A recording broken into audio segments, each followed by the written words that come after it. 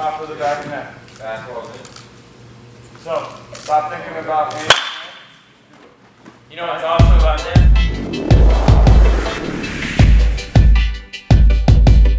Morning guys, it's Wednesday. At least I think it is. All the days blend together. At least I have lately. Got a pretty busy day today. I just got to the facility. It's about 6:30. Got to get my daily workout in. Then I got some admin stuff. Camp's been crazy. It's the first week of our summer schedule, so it gets pretty nuts here in the morning. And then I got open infield, like you guys saw in the last vlog. We should have about 8 to 10 kids out there, so it should be good atmosphere. Some good stuff going on. Then I come back here, admin, and then I'm teaching a strength class in the weight room from 11 to 12. Then I got lunch, and then I got straight lessons through the night. So tonight, I'm really going to give you a live look in a couple of our lessons and kind of what we teach, how we go about teaching them. Hopefully you guys can draw something from and learn a little bit too. So look forward to that. Tune in later. We'll see you guys on the flip side.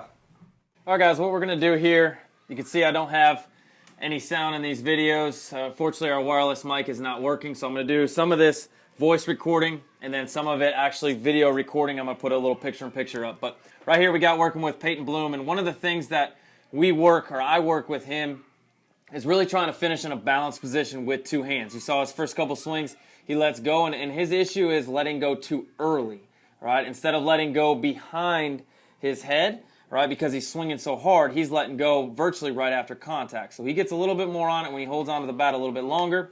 I also like him to stay visually connected to the baseball. So what we mean by that is all the way through contact, we want his head down on contact, all right? And we don't want his head leaking up. And our thought process is the longer we can concentrate on our head being down throughout our swing, the more consistent we can be once we get into the game, because we all know once we get into the game, everything speeds up.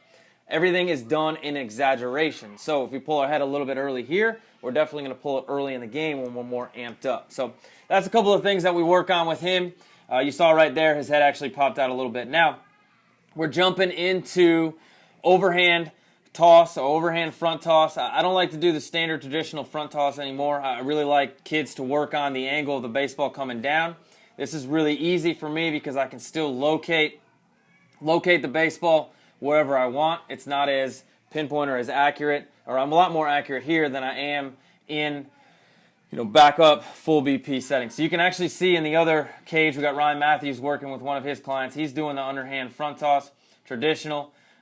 He's probably working with a kid that he's just starting off with. I know his more advanced kids, he'll go with overhand toss. So when I do this with our kids, I work barrel direction through the middle of the field. I really stress on them driving it right back at me, matching the plane of the baseball. And then obviously with Peyton, we work on staying visually connected and finishing with two hands. He's doing a fantastic job here, staying through the middle of the field. Everything's firing there. He came out of it a little bit, didn't stay balanced. All right, really work on staying balanced, match the plane, finish with two hands, keeping our head down.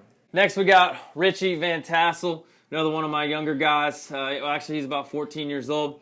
One of the things I work with him, he's really firing on all cylinders right now, but I think one of the things that he struggles with sometimes is he gets his front foot down a little bit too early. And when he gets it down early, he struggles with regaining that momentum. So a lot of times he'll jump out at the baseball. His center axis or his weight distribution actually goes forward. And whenever we have our center axis go in front of our lower half, all right, when it goes forward, our whole body goes forward. When we go forward, we speed up our swing, or we speed up the baseball, we slow down our swing. So with him, I work on, once his front foot lands, attacking with his backside as fast as he can. In the past, you saw there, he got down a little bit too early, and that causes him to try to do too much and use his upper body. So in the past with him, I've had him really try to work on maintaining his center axis and getting some momentum going through the baseball, okay? And you could watch, as you see this video, you can see how he does struggle a little bit. He gets down, we'll see on this swing, he gets down a little bit early, and then he has to restart it. So down, pause, and then go. Now, very good working through the middle of the field, but that swing was awesome in terms of tempo and rhythm. But he does get down a little bit too early sometimes. He gets caught, he gets deadlocked, and then he has to try to restart his momentum, and that's where he might struggle. So when you watch this, I really want him to concentrate on his head staying through the middle of his body, all right, and not leaking forward. At the end of the swing, a lot of times his head leaks over his front side a little bit. Okay, so he finished, he was a little bit forward. So that's what we really work on. And when we finish a little bit forward like that, guys, to me, our barrel plane is more down to the baseball instead of matching the plane of the baseball. Instead of matching that, what do they call, 6-degree angle, that average of a pitch coming in. So you can see he's a little bit more choppy, and that's created just because he gets down a little bit early, and then he has to restart his momentum. So that's what we really work on with him. Again, he's firing on all cylinders. I don't try to make too many adjustments with kids that are doing really, really well.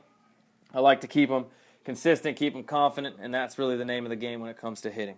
All right, next up for the day, I figured I'd jump in and show a little bit of footage of one of the younger kids that we work with, Tyler Kimorner. He's pretty good. He's about 8 years old. He's on that West Raleigh All-Star team, which is a very, very good little league out here.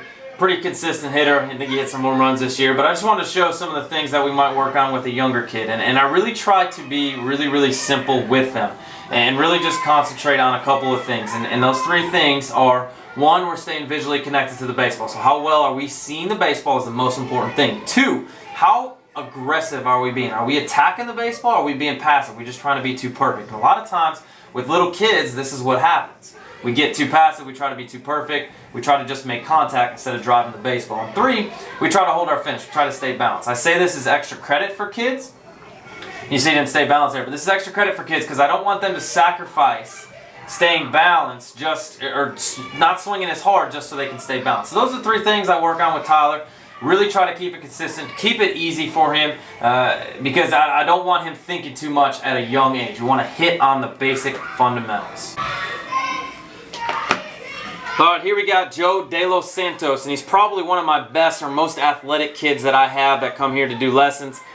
Super, super talented athlete, super strong. He's got a ton of upside, and one of the things that we work on him, you'll see I've got in my hand right now what we call a power-up wedge, and I think I explained a little bit on that first vlog, but what I work with him is really getting some momentum going through the baseball. He tends to sit back and finish with almost his back heel on the ground.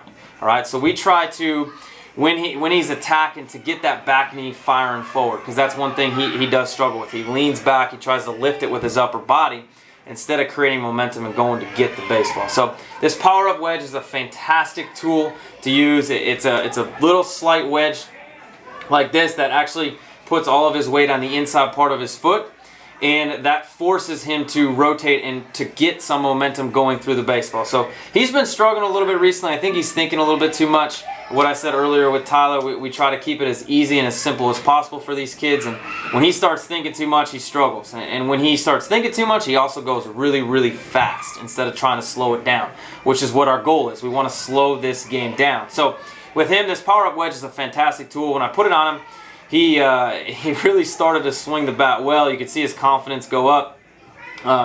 Right there you can see one thing that he does struggle with, he gets a little bit too wide. But on that last clip you could see his back knee gaining ground and going forward, but he's still finishing in a strong position. Okay, so with Joe we work on that. We also work on our barrel direction going through the middle of the field. He is pull in here in the cage, instead of trying to work through the middle of the field and adjust to timing when it gets to the game. But we really want him working through the middle of the field. He tends to pull off a lot.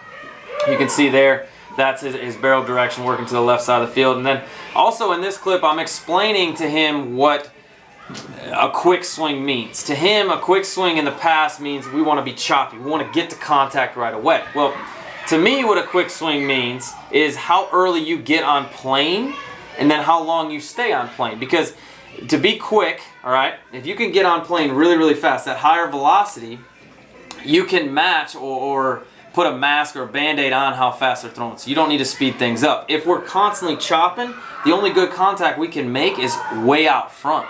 And that is way out front and then way out of the zone. So that's where kids will struggle. They'll miss that hole. You can see me chopping right here. They'll miss that whole back half of that plate. They won't be able to hit the ball deep. Now, understand when we're playing baseball, all right, it is very, very important to make good solid contact. Good solid contact is made out front for sure, but we also need to be able to let that ball travel and hit the ball deep.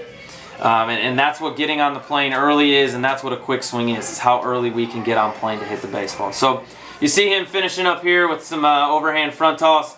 Really concentrate on his back foot. A couple more seconds left, but really concentrate on his back foot and back knee, how it's gaining ground to hit the baseball. He's still a little bit further back, but he's getting better throughout this lesson. It's probably the best lesson I've had with him in a long time. His barrel direction did a very good job working through the middle of the field. He was smoking baseballs all over the field. I'm pumped to hear how he does this weekend. That's it for this vlog, guys. I had to do it a couple days later, do the voiceover, because unfortunately a wireless mic just will not work for me.